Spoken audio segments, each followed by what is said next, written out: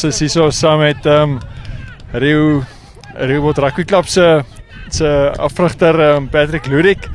So julle het laas naweek op Walvisbaai gespeel teen Kudus.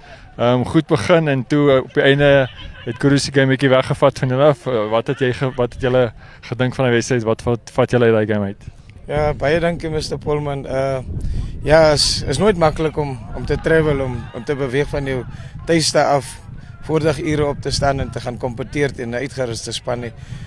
Kudus is 'n baie goeie span. Dink met die invloed van spelers daar by hulle het hulle vir ons weer bewys dat 'n mens goeie gehalte rugby kan opkits. Ons as Rebord Rugby Club is in 'n nuwe boufase. Ons klomp nuwe jong talent in, maar ons is gereed om regtig te wys waarvan ons gemaak is hierdie jaar. Okay, so vandag se game teen United, wat is julle verwagting van vandag se game? Ek dink ons as vanselfsprekend dat 'n mens elke wedstryd benader om te wen. So ons gaan ons allerbeste gee.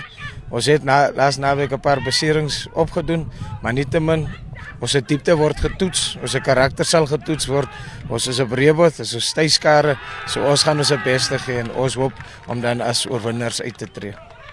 Okay, so is daar enige oorwegings in julle spankeuse hierdie week, ouens wat in of uit is, wat jy wil 'n bietjie noem dalk van wat julle spankeuse vir die game? Ek sal dit maar los. Lekker surprises, so ons gaan sien as die wedstryd afskop. Selfde tipe rugby wat ons laas naweek gespeel het, is te wagte. Ons het 'n goeie pak en ons het 'n vlugvoetige spoedvrate daar agter. So ons gaan goeie hardloop rugby opkits. Baie dankie. Baie dankie.